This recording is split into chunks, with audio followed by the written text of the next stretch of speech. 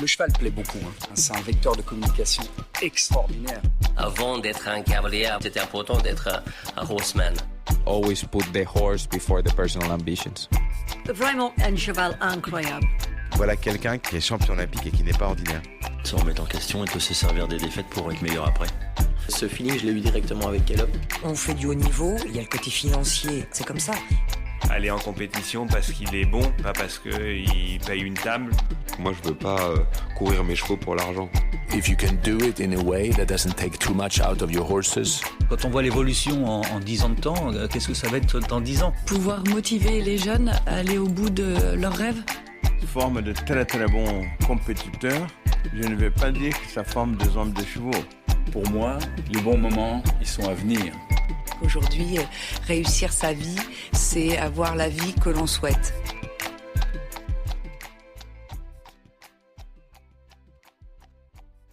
I can't even tell you the first time I saw Meredith in the ring.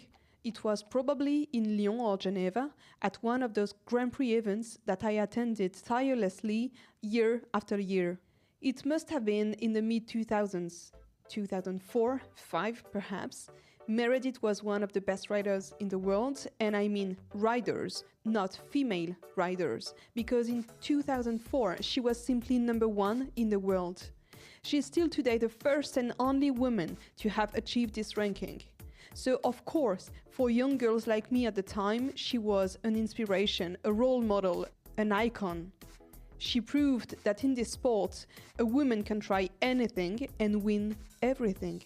And if Meredith Michaels Beerbaum inspired a whole generation of female riders, and probably male riders too, it's not just because of her results, but also because of her charisma, her determination, her courage, and her competitive spirit.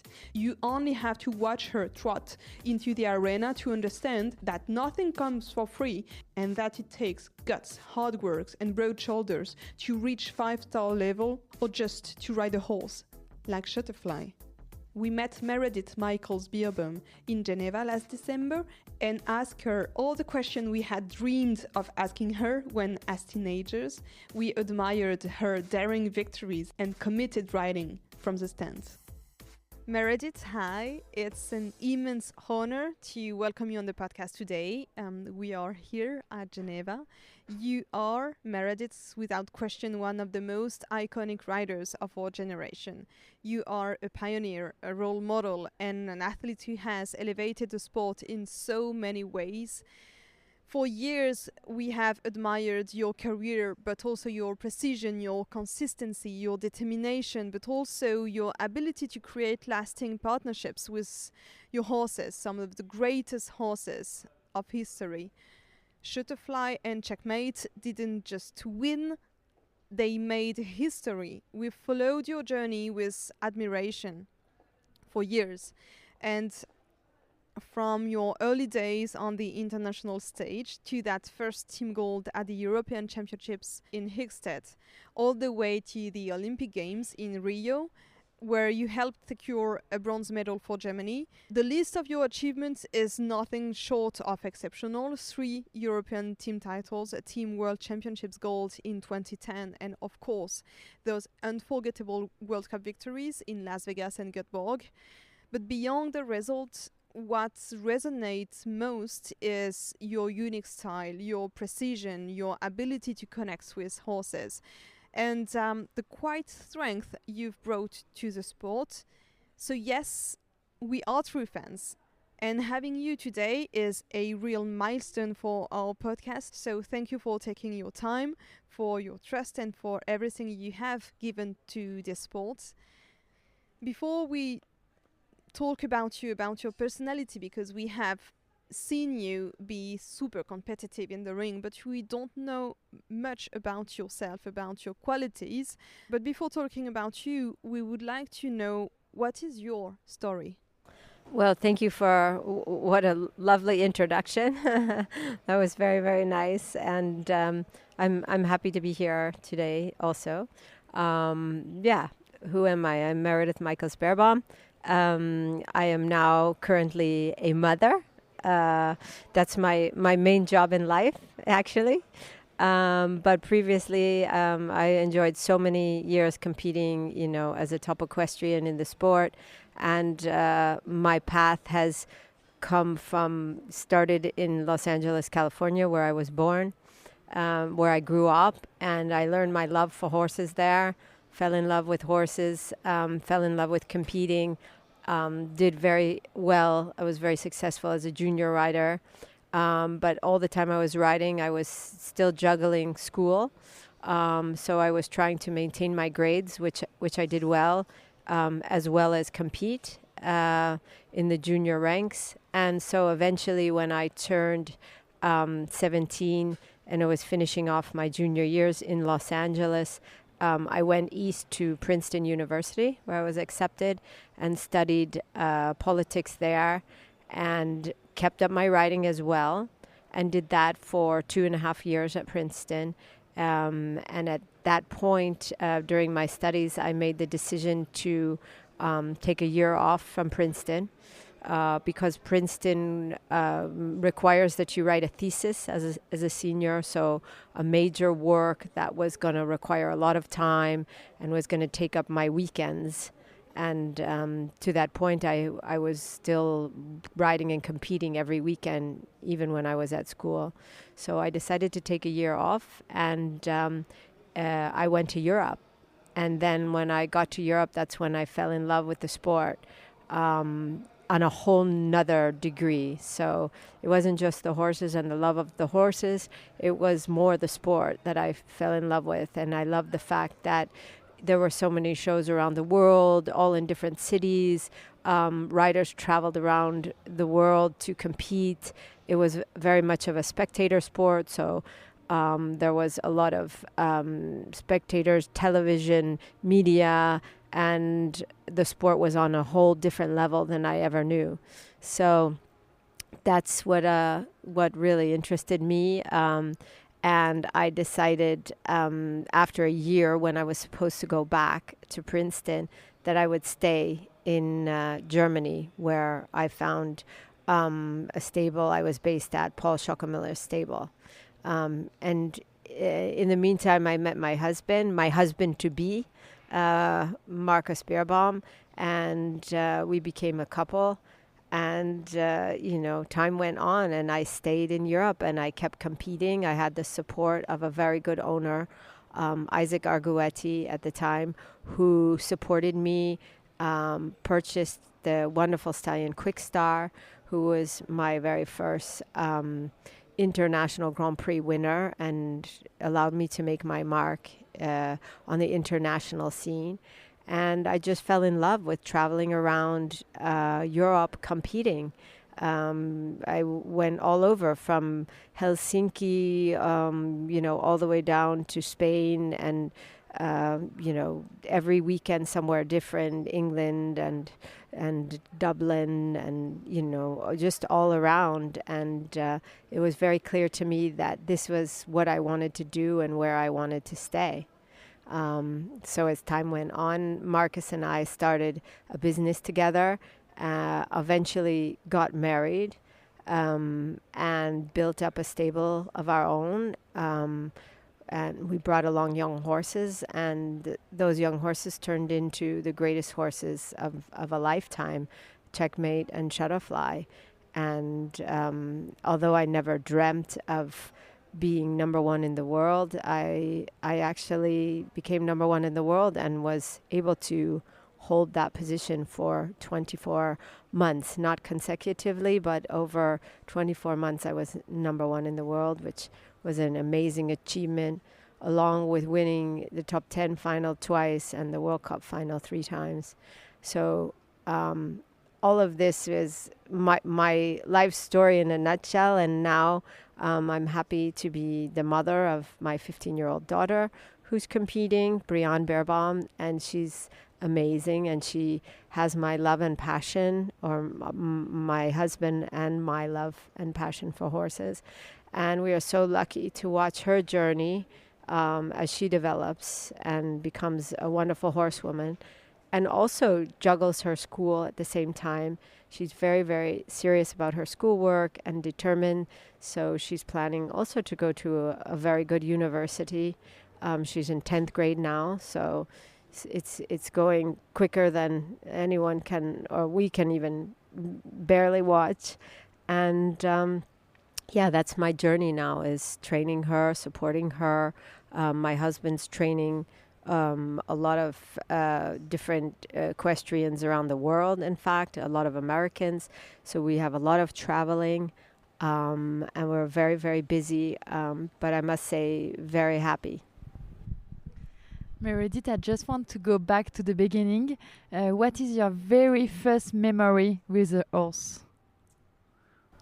Well, I think I remember always asking my mother when I was very young, when she said, "What would you like to do for your birthday?" I always wanted to go to the pony rides.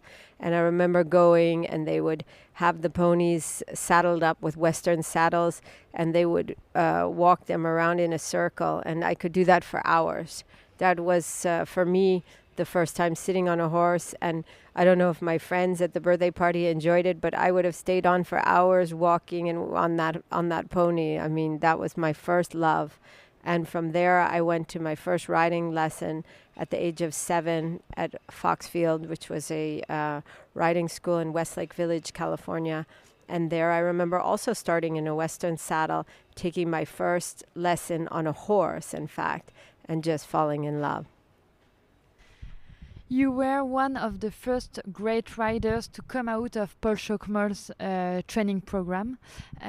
What have been the major milestone in your career? Are there any people you've come across who have been key to your professional development and from whom you drawn inspiration?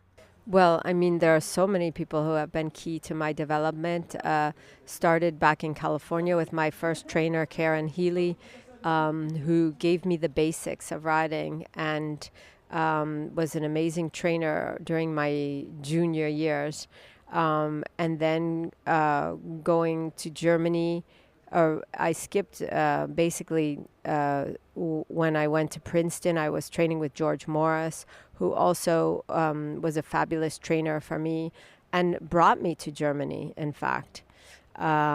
And then in Germany at Paul Schockmiller's, Franka Slotak was a big influence on me by teaching me a lot of control and dressage work for horses, flat work that I didn't have basically in my riding from America. We were more interested in light seat and jumping and less in control and dressage work. So he taught me a lot about control and precision. And then Marcus Beerbaum has been the biggest contributor to my career, not only as a trainer, but also as a partner, a supporter, helping me, backing me, allowing me to achieve my goals and standing by my side. This is funny because you started in the US, and if we look at today, the way US riders and German riders are riding, it's quite different. You were mentioning maybe the instinct that US riders try to have and always moving cantering forward to the fence, when German riders would be more about control, like you just said. When you landed in Germany, did you easily fit into the German mold, like riding wise? I don't think I ever fit into the German mold, and I still don't fit into the German mold. But that said, I think I was able to take things from the German system and apply them to my system and create my own unique method and style. So I was able to learn from what the Germans do so well, which is in the background of dressage, control of the horse, absolutely accurate precision control of the horse, and use that to help me with my little stature, being a small person, not having a tremendous amount of strength just from my size alone, and get the horse very under control. So I was able to have my ability in the course so much better if the horse was reacting to me and under control, as opposed to just riding free and hoping that this free way of riding, the horse would respond to a light hand and a light seat.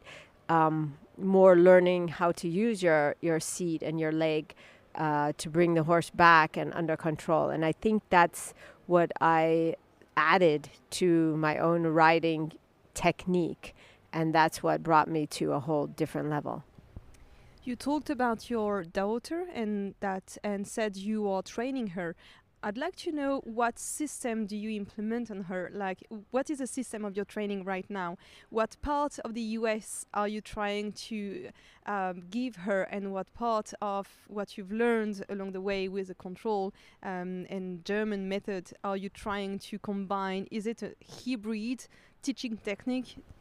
Well, I think actually because she's a young person, we've concentrated mostly on jumping, finding the right distance, having the right rhythm and balance, doing the right correct number of strides, also riding fast, doing turns, being very accurate in the choice of distance to the fence, speed and everything.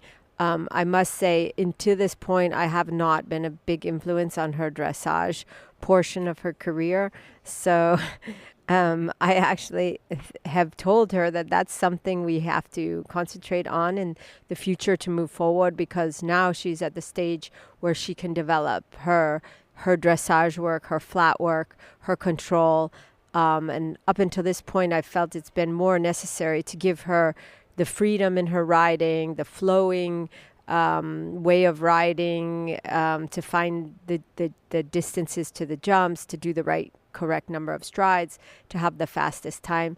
So I think the next step will be the dressage work. I'm just not sure I'm going to be the right trainer for that. So we might have Marcus, to have, I don't know about Marcus either. Neither one of us would say that we are particularly great at training dressage. So although we know the importance of it and riding our horses well on the flat, we both know that importance. I'm not sure we're going to be the best trainers for that. So I don't know if we're going to have to seek outside help. Until this point, we haven't had to. But maybe one day she's going to need a couple of dressage lessons. Would you say, because you're talking about stride and finding the distance and stuff, would you say that you are influenced and have been influenced by equitation and hunter? Oh, without a doubt. I think that that's a really good system for training young riders.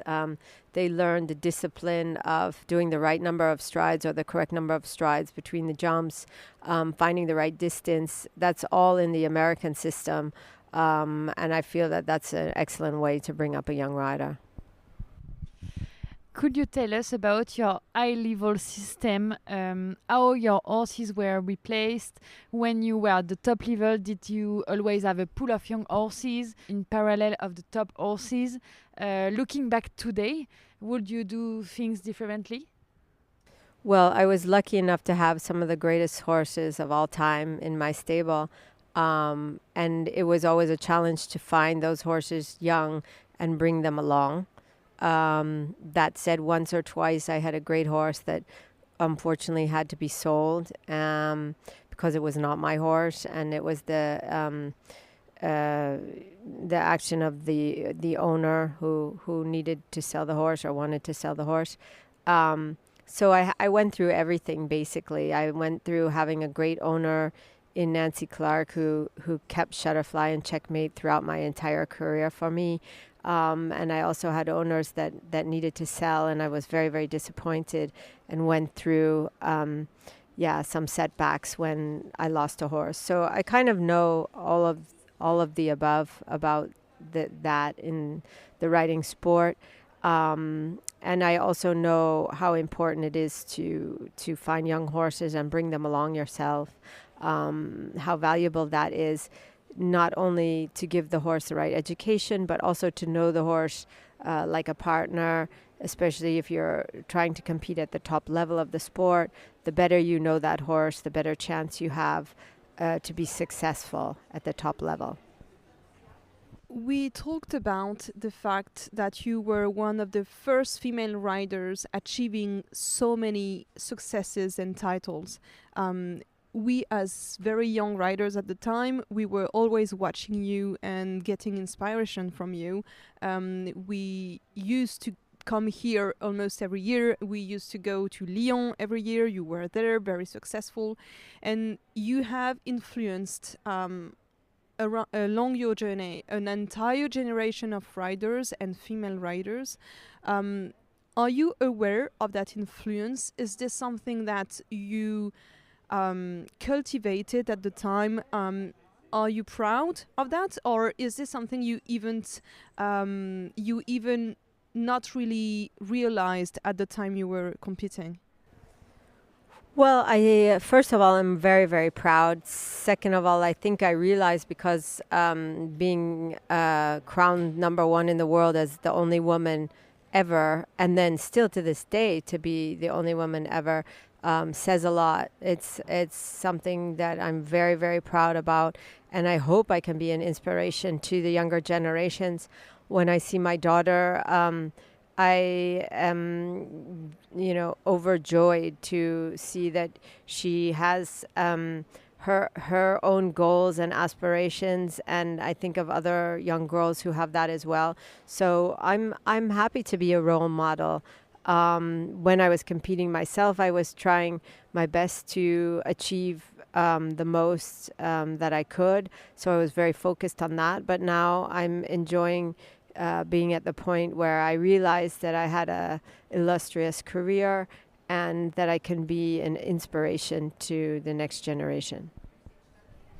So, as you said, Meredith, in 2004, you became the first woman to reach the world number one ranking, and you are still the only woman to have been world number one, which is quite exceptional.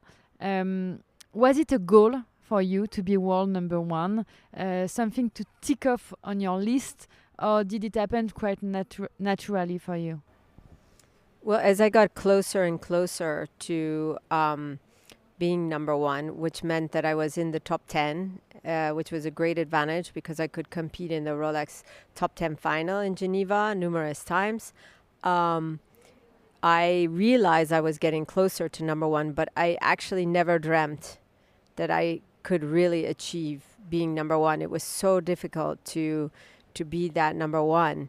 And I know that I did not focus on that because I realized that to focus on just gaining points to be number one in the world could be detrimental to your management of the horses, that you would maybe try to go to too many shows, push the horses too hard, ask them to compete when they needed a rest.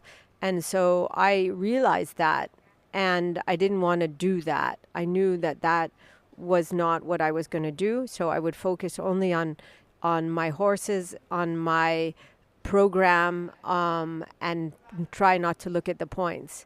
And then when I became number one in the world, I remember making a vow to my husband Marcus and to the entire stable that even though I had achieved this great feat and was number one in the world, I would not be at all swayed in my decisions about which shows to go to, what to do with our horses by these points. And I would not think about them and I would not focus on them. So I think I went actually the opposite, out of my way to not look basically at the points and which show had the most points or where I could go to maintain my status. And instead I listened to my horses and managed them well as I had been doing. And I was pleased, of course, to see that I could maintain that number one position for 24 months. This year, Laura Kraut has reached the top 10 also. She entered the top 10 for the first time in quite couple of years as a female rider. It's been quite a few years here at Geneva that we have not seen any women in the top 10 final. How would you explain that? How can we explain the fact that there are so many talented female riders, like shining on top of sports, being super successful, getting titles, also winning Grand Prix, but we have so few of them being able to be in the top 10. How can you explain that? Well, I've been asked that question on numerous occasions. It's very difficult to answer because when I was number one in the world during those 24 months, 1 month had 5 women in the top 10. So that was 50% of the top 10 were female. And now, as you just mentioned, it's been a long time since a woman has made the actual top 10. And yes, I think it's, first of all, a little bit sad. And to analyze why that is very difficult. The only thing I can think is that, you know, the sport has become so difficult as far as traveling to events all over the world. If you want to be in the top 10 today, you have to be willing to travel all over the world, not just around Europe, not just to America, but also to the Middle East. And you are constantly going from one show to another. There's no time for anything else, no time for a family, no time for any hobbies, nothing. So I think that's even more extreme than when I was riding. It was still a lot of traveling, but there were weeks off in between. But now there are not only 5-star shows every single weekend. Sometimes there's riders doing more than 1 5-star on a weekend. So you, of course, need even more horses. And so the demand for traveling and horsepower, sponsorship, money behind you has become so extreme. And I think it's just a bit more difficult for females.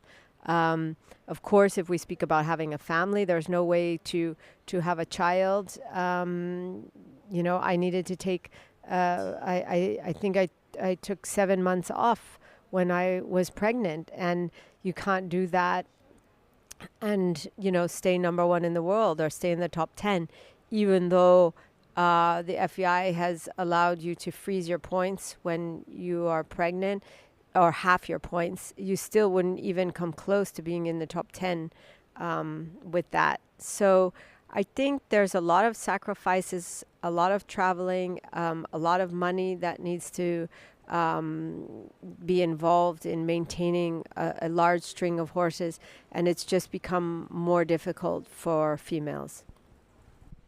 And how did you feel about being a woman in our sport, plus generally? Did you ever feel that it would be more difficult at some point, or has it always been easy for you? Well, I think it was difficult as a female in Germany. Before me, there was never a female on a championship team, and I was kind of told that was going to stay the same. They weren't looking for women on the championship teams in Germany. However, once I kind of broke into that realm and proved myself and showed that not only I was a good rider, but also one that they could use to help them win gold medals in Germany. Then I felt very, accepted, maybe even slightly protected for my ability and my great horses and, being supported to ride on championship teams. So it went from one extreme to the other in a way. I felt at first like I was breaking barriers that could not be broken, but when I broke through the glass roof, it felt as though then I was in general quite accepted. Could you tell us about these 3 exceptional horses that mark your career: Quickstar, Shutterfly, and Checkmate? I just want to hear your words about these 3 horses and how they mark your career. Well, Quickstar was very, very small. I think he measured in centimeters 158. But even today, when I see some of the ponies competing at the European Championships in Europe, I think maybe Quickstar could have been a pony, in fact. If he had no shoes and the right measuring stick, I think he might have actually been a pony. But he was a stallion, but he was just wonderful. He was the sweetest, most lovely character. He was not stallion-y at all. I think he didn't even know he was a stallion. He would rest his head on your shoulder if you were standing around. I remember riding him bareback. I even remember putting him in my garden at Paul Schockelmiller's because the grass was so long. And I brought him home one day and threw him in the garden so he could mow the lawn a little. And the people next door got very upset and said there was a horse in the garden and called the Schockelmiller stables to complain. But anyway, he was like a pet. And boy, was he careful, and he could jump. He was just amazing, but he was not easy. Once he got going, he had a lot of blood. He had a very difficult mouth and a very difficult canter. He was difficult to control. He didn't like going in the corners, so he would cut the corners and make the distance a little bit difficult. But he was brave as a lion. He would always jump. And he was fast as lightning. So when I was in a jump off, I knew I was going to win because you couldn't go slow with him. So if I made it to the jump off, the chances were high I was going to win. So he was just a great thing. And I mean, Shutterfly is the greatest horse of all times, in my opinion. He was totally different. He was a beautiful 16-2 hand gelding. Very narrow, very agile, super sensitive, very sensitive to noise, and very difficult as a young horse to bring along because he was afraid of noise and things and spooky, and it took a long time to gain his trust. But once he became that great horse, he was so dependable, and it didn't matter what the course designers would set. He could do any distance, any combination, inside, outside, grass ring, sand ring, small, big, whatever. He was just incredible. He could always do one more stride, one less stride. He was so flexible in his canter and his way of going. But you had to ride him with fingertips. He was so sensitive. And I remember first riding him fast when he was a young horse. He took down the whole course in the jump off because he was like a racehorse. And so when I went fast with him, he forgot to jump. And it took me a long time to perfect that and to go fast without him knowing he was going fast. And that was sort of my key with him. And Checkmate was a total different personality. He was size-wise between Quickstar and Shutterfly. Not very big, but full of spirit, full of energy, a daredevil, a little mischievous, kind of a brat. But he also loved going fast. He was more difficult to ride around the first course than a Shutterfly, for instance, because he had a difficult mouth and also was a little hard to adjust. But again, once you knew you were in the jump off, you could let the reins free and let him go. He loved going fast, and he always watched the rails. But he also had a tendency to run by jumps if he thought he could, or do something mischievous and bad if he thought he could, just for a laugh. And that was kind of his personality. So they were all three quite different, fabulous horses. After having ridden horses like Shutterfly, like Quickstar, like Checkmate, is it still possible to find some motivation to be riding other horses, more regular horses, or did you have hard time finding another purpose in your sport and finding motivation to keep going and keep looking for new horses and keep developing your riding and your career? So I think that's a good question because it is hard to ride other horses after you've had such great ones. And my path has turned and changed with the birth of my daughter and then bringing her along as the best mother I could be. And that was about stepping back a bit in my own career And then seeing her love of horses, which I actually never dreamed she would have, because I just thought, she'll have seen all the hard times and all the injuries and all the difficult things that are involved with the riding, which I never knew as a kid. And she probably won't be interested in riding horses. She'll find another joy in life. But in fact, she has found the joy and love of horses like I had. So it's been wonderful to support her. And so I have decided to have that be my journey now. And so I have stepped back from looking for horses for myself that could compare to Shutterfly and Checkmate. And now I'm looking for horses like that she can ride. Obviously not quite to that caliber. We're not looking for 160 Grand Prix horses yet, but we are bringing along young horses that she can ride, and she's already won her first 150 Grand Prix. So she's riding, consistently at the 145 level. And so the journey has changed to find those great horses again.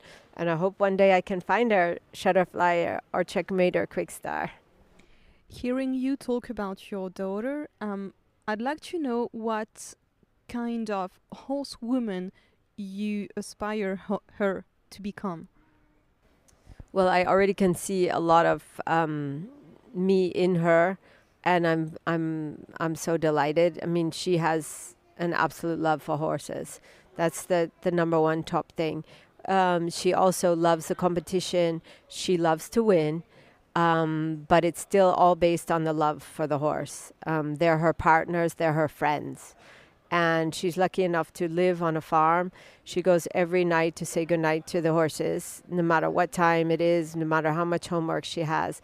So it's this connection with the horse that I think is so lovely, and I'm so happy she has.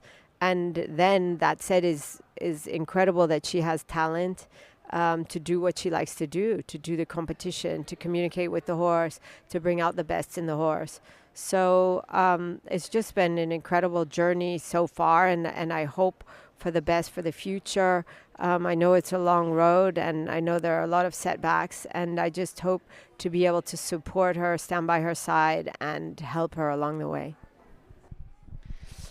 Meredith, your last major appearance was at the Rio Olympics Games, and since then you seem to have gradually retired from competition. Why did you retire so young? Why didn't you want to recreate a system to continue practicing your sport at the highest level?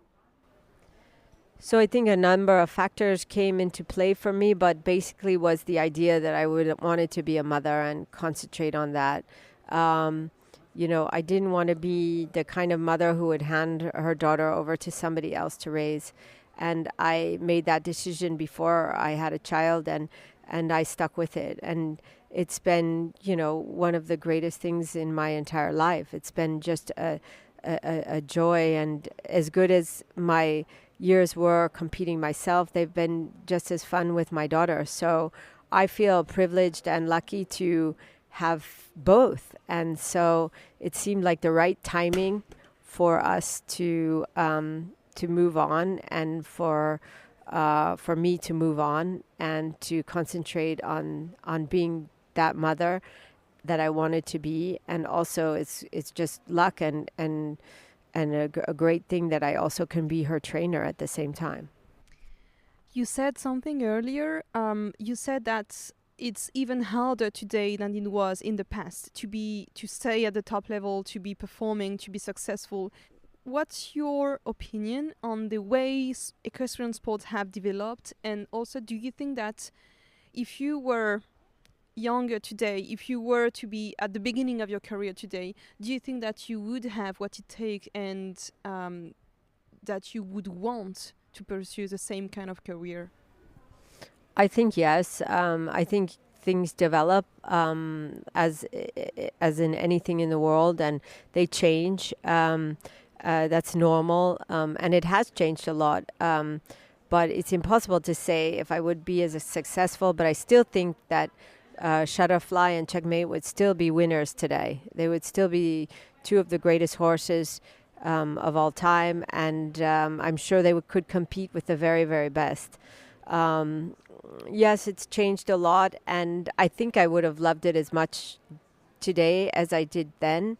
But all of that is so impossible to say. But I really think things change and people change. But I'm sure I would have been just as game and motivated and determined as I was then now.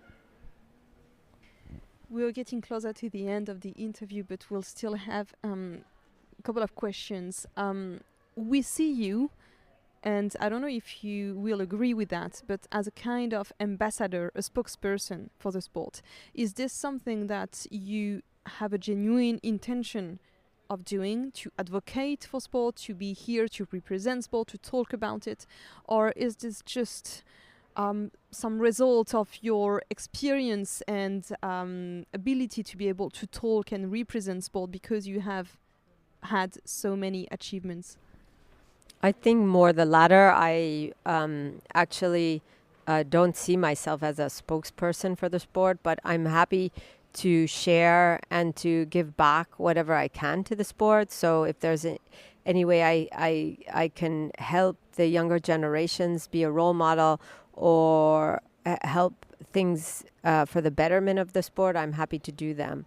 But I don't really see myself as someone who goes around preaching ideas. I would love to like I do with my daughter, help the next generations, motivate the next generations, be a role model in any way I can. But I don't really see myself as having an official title as a spokesperson. And what about a trainer, like national trainer, national? I think my role that I'm happy doing now is really involved with my daughter and supporting her and doing her journey. Anything that would take away from that would be a shame. Eventually she will go to a university. I will maybe have more time to do other things. But she has made it very clear she would like to go on the same road as me. Even though she wants to go to a university, she also wants to maintain her riding as her number one joy and I think profession in life. We have few more short questions for the end of this episode, but I have just one last question for you because I am interested about the answer. You were world number one at the highest level for years, and what sets all your horses apart is that you knew how to make them last over time. Today, horses have shorter careers. How did you manage to keep your horses fit season after season? Well, I'm proud to say that both Shutterfly and Checkmate had very long careers, and they also lived on our farm until both of them the age of 30, where they passed away sadly, but had a great retirement on our farm. And when I was riding them, the most important thing for me was their welfare, and so we designed a schedule of shows that would work for them, and it worked for me as well, because then I could bring out the biggest success with those horses by managing them well. So I think that's very, very, very important for a rider. Great horses don't grow on trees, and you have to manage them well so that they survive the test of time. Otherwise they get injured, or even they lose their interest and they don't perform as well. So it's all about being not just a good rider, but a good horse person, a good horse woman, and a manager to set up schedules that work for horses with enough downtime, rest time, recuperation. And I'm very proud with my husband that we did that over years with our horses, and they lasted. They paid us back. So I think that's so important. Meredith, what is the moment in your career that you will never forget? Oh. Only one. Only one? That's impossible. I cannot tell you. I had so many great, amazing achievements. It's impossible for me to say one. if you pick one horse on the current circuit, maybe one horse here at Geneva or another show, to ride a Grand Prix, which one would you pick? You mean the one going today? I think I would really like to ride. One time it would be really fun to ride King Edward. Classic. What's the best advice you have ever received in your life? I personally, it's a bit cliche, but really to follow your heart.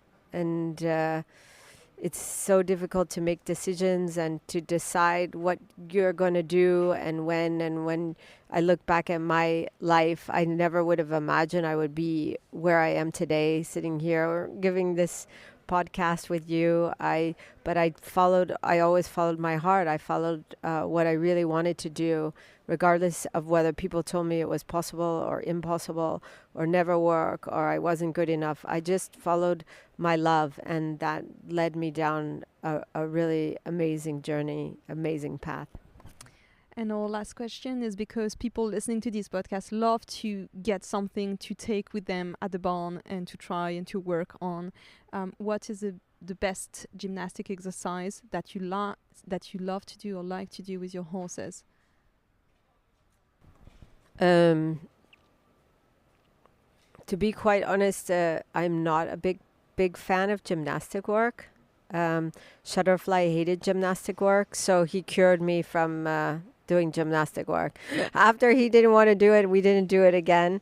I just think that it's when we're jumping, one of the things that I tell my daughter a lot is to try different speeds, different paces, sometimes different turns, and so that you try out lots of different things on jumping. And when I'm working horses on the flat, I always try to pretend I'm riding the course and practice the things on the flat that will help me in the course, going forward, coming back, turning right and turning left. So I keep it very, very basic, but I think about those are the 4 things that need to function well in the course. I try to work on them on the flat, and then again in the jumping. So you would do the same thing, go forward to a jump, do one jump more collected, one off a right turn, one off a left turn, keeping it very, very basic, thinking about those basic things. If you can perfect them, then you can apply them to bigger and harder courses as well. Do you still ride? Yes, every day. At least 4 horses. Thank you so much, Meredith, for your time and for this episode. Thank you so much. You're welcome.